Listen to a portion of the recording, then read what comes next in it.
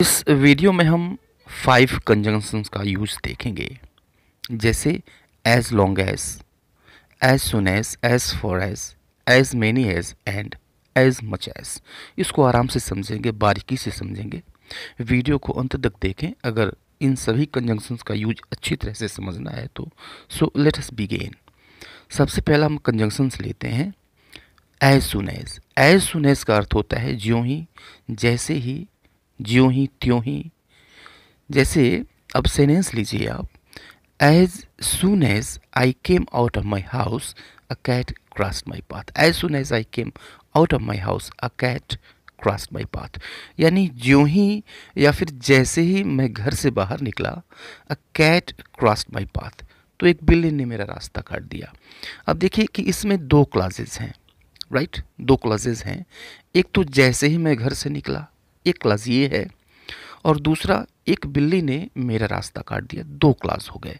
तो अब देखिए कि एक क्लास जो है यह समय बता रहा है, टाइम बता रहा है, राइट?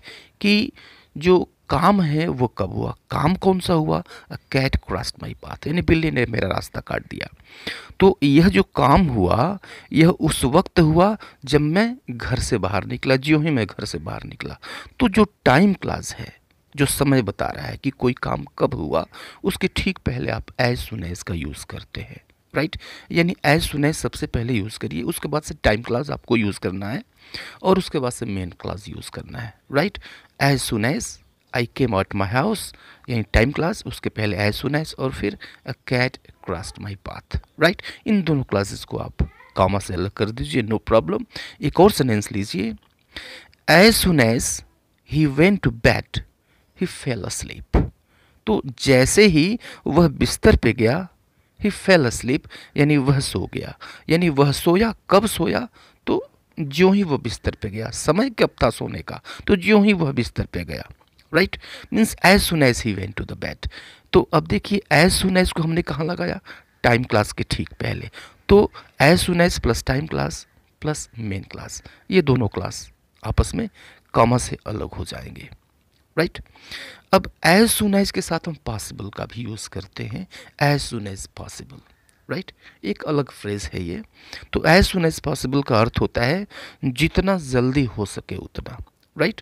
अब यह जो फ्रेज है इसको हम सेंटेंस के लास्ट में यूज़ कर देते हैं। कैसे यूज़ करते हैं देखिए, I will be there as soon as possible. I will be there as soon as possible, यानी जितना जल्दी हो सके उतना जल्दी मैं वहाँ पर रहूँगा। आई विल बी देयर, मैं वहाँ रहूँगा, एज सुन एज पॉसिबल, यानी जितना जल्दी हो सकता है उतना जल्दी, राइट? एक और सेंटेंस देखिए, get out of my sight as soon as possible. Get out of my sight as soon as possible, यानी मेरी नज़रों से दूर हो जाओ जितना जल्दी हो सके उतना। तो सिंपली आपको सेंटेंस के इसको लास्ट में यूज़ करते हैं, तो इसमें कहीं कोई कॉम्प्लेक्सिटी नहीं, कहीं कोई जटिलता नहीं है। नेक्स्ट यूज़ देखते हैं हम एज लॉन्ग एज का।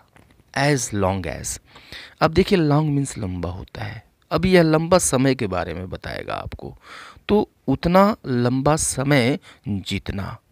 अब एज लॉन्ग एज या फिर सो लॉन्ग एज दोनों का यूज़ होता है।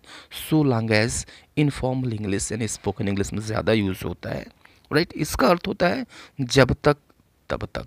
तो कभी कभी यह समय बताता है, प्योर समय बताता है, और कभी कभी यह शर्त भी बताता है, राइट? ओके, जैसे देखिए, you can stay here as long as you pay the rent. You can stay here as long as you pay the rent, यानी यू कैन स्टे हियर, तुम यहाँ रुक सकते हो, एज लॉन्ग एज यानी तब तक जब तक, यू पे द रेंट तुम किराया देते हो, यानी समय की बात हो रही है। यानी जिस समय तक, जब तक तुम किराया देते रहते हो, तुम यहाँ रुक सकते हो, right?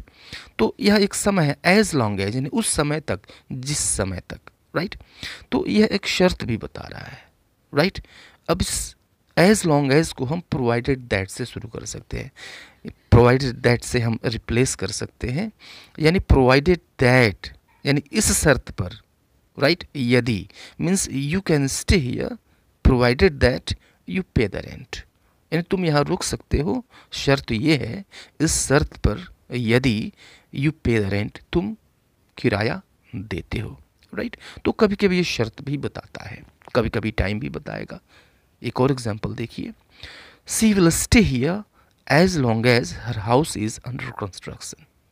She will stay here as long as her house is under construction, यानी वह यहाँ पर रुकेगी एज लॉन्ग एज, यानी उस समय तक, जब तक, तब तक, या फिर तब तक जब तक हर हाउस इज अंडर कंस्ट्रक्शन, उसका घर अंडर कंस्ट्रक्शन है, राइट। जब तक उसका घर नहीं बन जाता है उस समय तक रुकेगी, राइट। एक और एग्जांपल देखिए, I will be here as long as the shops remains the shop remain open. I will be here as long as the shops remain open. यानी मैं यहाँ रहूँगा जब तक दुकानें खुली रहेंगी, यानी उस समय तक रहूँगा जिस समय तक दुकानें खुली रहेंगी। तो यहाँ भी वही शर्त है। तो एज लॉन्ग एज के ठीक बाद हम टाइम क्लास का यूज़ करते हैं, यानी जो समय बताता है उस क्लास को हम लिखते हैं, राइट। एक और सेंटेंस देख लीजिए, I did everything for him, यानी मैंने उसके लिए सब कुछ किया। एज लॉन्ग एज, यानी उस समय तक, जब तक, जब तक, तब तक। He remained loyal to me, वह मेरे प्रति वफादार रहा, राइट। तो कब तक, किस समय तक मैंने उसके लिए हर सब कुछ किया? तो जब तक वह मेरे साथ लॉयल रहा। तो टाइम बता रहा है जब तक वो मेरे साथ लॉयल रहा, मेरे प्रति लॉयल रहा। तो इसके ठीक पहले हमने एज लॉन्ग एज यूज़ कर लिया। तो इन एज लॉन्ग एज की जगह पे आप सो लॉन्ग एज का भी यूज़ कर सकते हैं, नो प्रॉब्लम। नेक्स्ट कंजंक्शन देखते हैं, as far as. As far as, far means होता है दूर, तो एज फॉर एज यानी उतनी दूर तक, जितनी दूर तक, यानी वहाँ तक, जहाँ तक दूरी बताता है, राइट, डिस्टेंस बताता है। ओके, जैसे देखिए, please give me a ride, please give me a ride as far as you are going, यानी मुझे राइड दे दीजिए, कृपया मुझे राइड दीजिए, as far as you are going, यानी उस दूरी तक, जिस दूरी तक आप जा रहे हैं, यानी वहाँ तक जहाँ तक आप जा रहे हैं। तो प्लेस जो क्लास डिस्टेंस बता रहा है उसके ठीक पहले हम एज फॉर एज का यूज़ कर देते हैं, राइट। तो कहाँ तक राइड मांग रहा है, किस जगह तक राइड मांग रहा है? You are going, as far as you are going, यानी उस दूरी तक, वहाँ तक जहाँ तक तुम जा रहे हो, राइट। एक और सेंटेंस लीजिए, the land is mine, the land is mine, यानी ज़मीन मेरी है, as far as you can see, यानी वहाँ तक जहाँ तक तुम देख सकते हो। तो दूरी क्या है? जहाँ तक तुम देख सकते हो, इसके ठीक पहले एज फॉर एज आ गया था, as far as you can see, यानी जहाँ तक तुम्हारी नज़र जाती है, जहाँ तक तुम देख सकते हो, वो वहाँ तक की ज़मीन मेरी है, राइट। अब एज फॉर एज के ठीक बाद हम कभी कभी हम लगा देते हैं समवन इज़ कंसर्न्ड या समथिंग इज़ कंसर्न्ड। तो समवन इज़ कंसर्न्ड यानी जहाँ तक किसी की बात है, या फिर जहाँ तक किसी चीज़ का सवाल है, जहाँ तक किसी चीज़ की बात है। जैसे हम कहते हैं as far as I am concern, यानी जहाँ तक मेरी बात है, या फिर as far as you are concern, यानी जहाँ तक तुम्हारी बात है, या फिर जहाँ तक किसी चीज़ की बात है, as far as this thing is concern, जहाँ तक इस चीज़ की बात है। As far as time is concern, जहाँ तक समय की बात है। As far as the money is concern, जहाँ तक पैसों का सवाल है, राइट। तो इस अर्थ में हम इसका यूज़ करते हैं।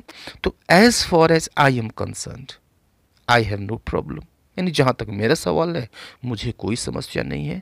तो as far as I am concerned, right, उसके ठीक बाद पूरा का पूरा sentence I have no problem, right. एक और सेंटेंस देखिए, as far as the property is concerned, यानी जहाँ तक प्रॉपर्टी का सवाल है, जहाँ तक प्रॉपर्टी की बात है, it must be divided equally, तो यह ज़रूर ही बराबर बराबर बंटनी चाहिए, राइट। नेक्स्ट यूज़ हम देखते हैं, next conjunction as many as, और साथ ही साथ हम देख लेते हैं एज मच एज, क्योंकि दोनों का मतलब एक ही है, यानी उतना जितना, राइट, उतना जितना। एज मेनी एज, अब एज मेनी एज का यूज़ कब करेंगे? अगर चीज़ों को आप गिन सकते हैं, गिने जाने वाली चीज़ें हैं, तो एज मेनी एज का यूज़ करिए। अगर उन चीज़ों को आप नहीं गिन सकते हैं, गिना नहीं जाता है, तो एज मच एज का यूज़ करिए, उतना जितना, राइट। जैसे देखिए, take as many as you want, take as many as you want, यानी तुम उतने ले लो जितना तुम चाहते हो, तुम उतना ले सकते हो जितना तुम चाहते हो, तुम उतना ले लो जितना तुम्हें चाहिए, राइट। तो दोनों के बीच में, दोनों क्लासेस के बीच में टेक, यह पूरा का पूरा क्लास है, take as many as you want, उतना जितना तुम चाहते हो, राइट। या फिर eat as much as you can, eat as much as you can, यानी जितना तुम खा सकते हो उतना खा लो, राइट। तो अब चीज़ें जो गिनी जा सकती हैं, पहले वाले वाक्य में किसी ऐसी चीज़ के लिए इस्तेमाल किया गया जिसको गिना जा सकता है, तो एज मैनी एज का यूज़ किया। अब दूसरे सेंटेंस में eat as much as you want, यहाँ पर जो चीज़ न गिनी जा सकती है, यहाँ पर भोजन के बारे में बात हो रही है, तो उसको हम गिन नहीं सकते हैं, इसलिए एज मच एज का यूज़ किया। तो eat as much as you can, right. और कभी कभी यह संख्या के लिए भी यूज़ होता है, एज मैनी एज। जैसे हम कहते हैं as many as 300 people were present in the rally, as many as 300 people were present in the rally. तो सिंपली इसका अर्थ हुआ there were 300 people present in the rally, यानी रैली में 300 लोग उपस्थित थे। तो यहाँ पर एज मैनी एज यानी उतने जितने नहीं, बल्कि simply 300, as many as 300 people means 300 people simply. तो इस तरह से भी एज मैनी एज का यूज़ किया जाता है। अभी के लिए इतना ही, मिलते हैं नेक्स्ट वीडियो में, तब तक के लिए गुड बाय एंड टेक।